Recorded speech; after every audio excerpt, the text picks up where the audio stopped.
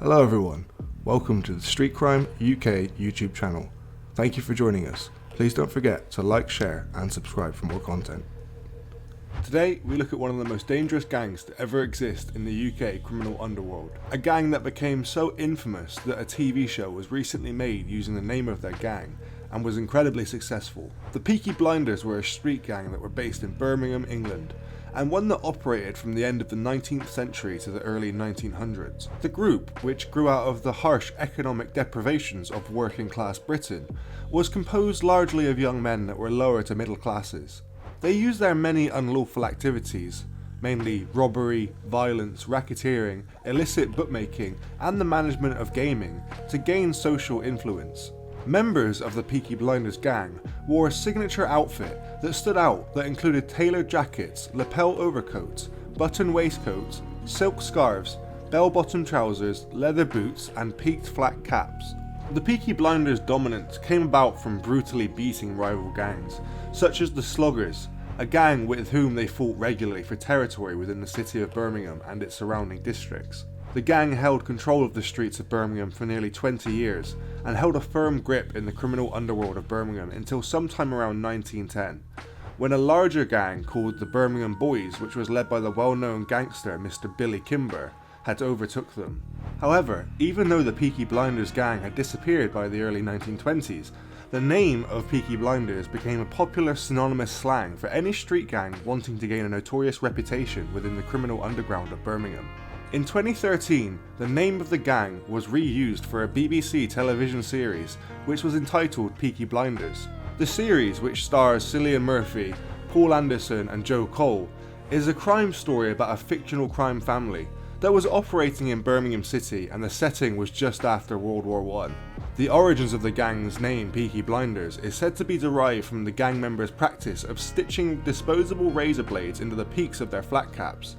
These razor blades could then be used as weapons if trouble arose. However, as the Gillette company only introduced the first replaceable safety razor system in 1903, and this was in America, it was not until 1908 that the first factory manufacturing the replaceable safety razor system was actually opened in Great Britain. And so this version of the name is considered to be apocryphal, to say the least. The British author Mr. John Douglas, who is also from Birmingham, claimed that the hats that the gang used were used as weapons in his novel A Walk Down Summer Lane, in which he described members of the Peaky Blinder gang with razor blades sewn into their caps that would headbutt enemy rival gang members to potentially blind them, or the caps would be used to slash rivals' foreheads, causing blood to pour from the cut down into the eyes of their enemies and thus temporarily blinding them. The Birmingham historian Carl Shin believes that the name Peaky Blinders is actually a reference to the gang's sartorial elegance. He says the popular usage of peaky at the time referred to any flat cap with a peak. Mr. Chin also explains that the term blinder was a familiar Birmingham slang term, still used in some parts of the city today. This term would be used to describe something or someone of dapper appearance. A further explanation of the gang's name might actually be from the gang's own criminal behaviour. Members of the Peaky Blinders gang were known to sneak up from behind and then pull the hat peak down over a victim's face they planned to attack, so that they could not describe who had fully robbed them.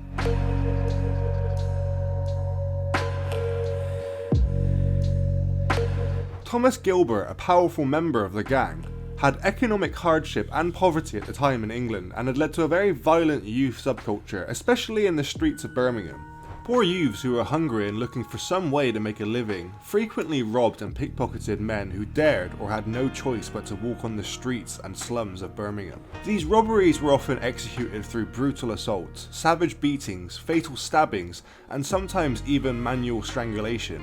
The origins of this very violent criminal subculture can be traced right back to the 1850s. This was a time where Birmingham city streets were filled with dangerous gambling dens and kids outside playing rough sports. When the police started to crack down on these activities taking place in the slums of Birmingham, due to the growing pressure that was coming from the higher classes of society at the time, the youth of Birmingham's slums fought back. They did this by banding together in groups of what would later become known as slogging gangs. These slogging gangs frequently fought with the police in the city and assaulted innocent members of the public who happened to be walking in the streets. At some point during the 1890s, the organisation of different slogger gangs had built these men into a soft hierarchy. The most violent and well known of these brutal youth street gangs had decided it was time they organised themselves as a singular group, and this group became known as the Peaky Blinders. It's reported that the Peaky Blinders gang was likely founded in Small Heath, an area within the city of Birmingham, and possibly by a man named Thomas Mucklow. In the March 24th, 1890 edition of the Birmingham Mail newspaper, you can find a small nondescript headline, "Murderous outrage at Small Heath, a man's skull fractured." The reporter recounts the story of an attack the previous Saturday night on a young man called George Eastwood. Mr. Eastwood had stopped into a pub for a ginger beer. Unfortunately, shortly afterwards, the article reads several men known as the Peaky Blinders gang came in. Mr. Eastwood, aware of the violent reputation of the gang, left the pub. However, the gang followed and beat him with buckled belts, leaving him bleeding profusely, severely wounded. After some ruthless gangsters attacked a man in 1890, they sent a letter to various national newspapers declaring themselves as members of this specific group. The Peaky Blinders' first activities primarily revolved around occupying favourable land, most notably the communities of Small Heath and Cheapside, which were both in Birmingham. The gang's criminal expansion was first noted by their gang rival, the Cheapside Sloggers, who had battled against them many times in an effort to control territories. The Cheapside Sloggers had originated in the 1870s and were very well known for street fights in the Bordsley and Small Heath areas. These were both extremely poor slums of Birmingham at the time. The Peaky Blinders, after defeating their enemies and having now established control in their territory in the late 19th century, the gang now began expanding their criminal enterprise across the city. Their criminal activities they used to infiltrate the criminal slums of each area included protection rackets, fraud, land grabs, smuggling, hijacking, robbery, and illegal bookmaking. The historian Heather Shaw, who is a professor at the University of Leeds, claims the Peaky Blinders and members of the gang were more focused on street fighting, robbery, and racketeering as opposed to much more serious and organised crime.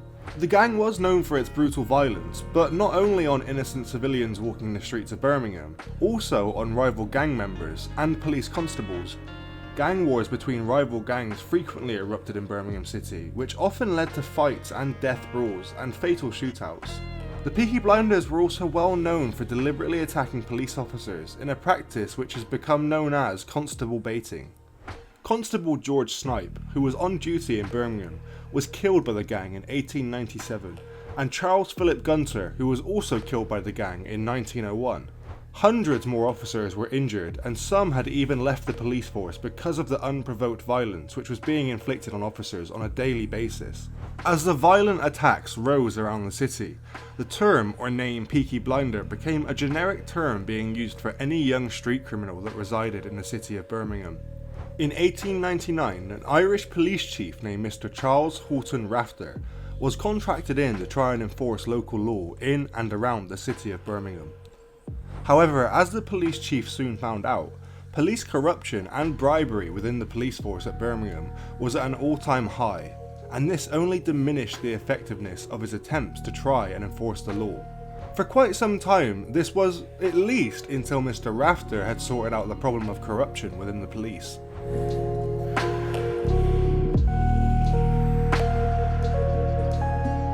The most powerful and also considered to be the most dangerous member of the Peaky Blinders gang was a man who was known as Kevin Mooney. However, his real name was Thomas Gilbert, but he routinely changed his last name to avoid being detected by rival gangs or the authorities. Mr. Mooney had initiated many of the land grabs and taking of rival gang territories that had been undertaken by the gang. Other prominent members of the Peaky Blinders were David Taylor, Ernest Haynes, Harry Foles, and Stephen McNichol.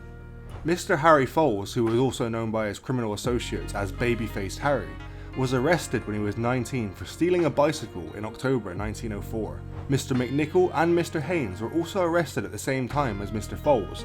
They were arrested for stealing a bicycle and home invasion respectively. Mr. Taylor was arrested at 13, and this was for carrying a loaded firearm. Each gang member was held for 1 month in prison for the crimes they had committed. The West Midlands police records described the 3 gang members who were arrested as foul-mouthed young men who stalked the streets in drunken groups, insulting and mugging passers-by. Many of the Peaky Blinders gang members later fought in the First World War. despite their history. Henry Lightfoot, the first person to be named as a Peaky Blinder, joined the British Army 3 times in his life and had participated in the Battle of Somme in 1916. One of the youngest gang members when he joined, Henry Fowler, was years later during his service buried alive in the trenches, and after being extracted could not speak or see for some time following his return from the war.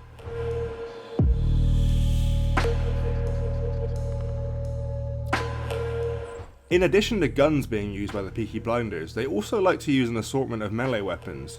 These would range from belt buckles, metal tipped boots, fire irons, canes and knives.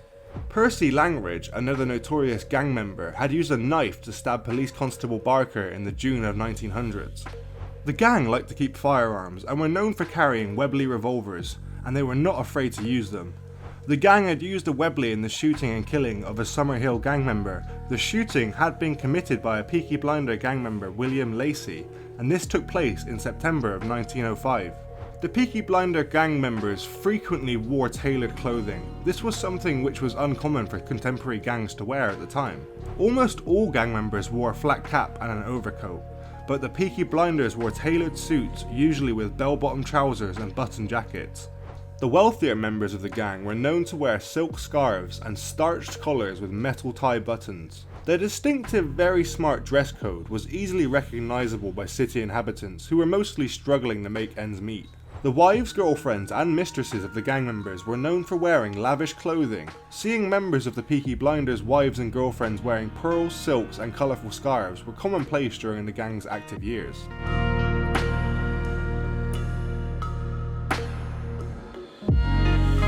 But after nearly a decade of criminal and political control over Birmingham, their growing influence and hatred of others had brought the attention of a larger gang that had now emerged, the Birmingham Boys. The Peaky Blinders gang's ruthless expansion into the racecourses around the city led to very violent backlash coming directly from the Birmingham Boys gang. Peaky Blinder families physically distanced themselves from Birmingham city centre and began to start a new life in the countryside. With the Peaky Blinders making a withdrawal from the criminal underworld, the Sabini gang moved in on the Birmingham Boys and solidified political control over central England during the majority of the 1930s. Other elements that played a significant factor, such as education of the gang members, discipline of the gang, and the now harsher policing and sentencing that was now being given for anyone involved in any criminal activities, also contributed to the decrease of the Peaky Blinders' influence and members of its gang, and by the 1920s they had mostly all disappeared. As the specific gang that was known as the Peaky Blinders diminished, their name came to be used as a generic term to describe violent street use by police and those who lived in and around the slums of Birmingham. The gang's criminal activities had lasted from the 1880s until the 1910s.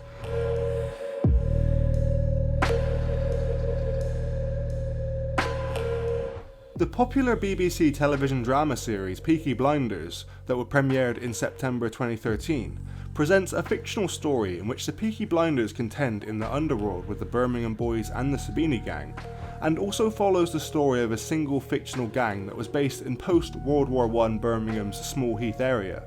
The Peaky Blinders gang had many houses located in and around the city of Birmingham, ranging from Longbridge to Sutton Coldfield. Many of the show's exteriors have been filmed on location at the Black Country Living Museum, and the song Cheapside Sloggers by the Danish hard rock band Volbeat was written about the rivalry between the two gangs. The legend left by the Peaky Blinders gang and all of its members will never be forgotten about in the UK criminal underworld.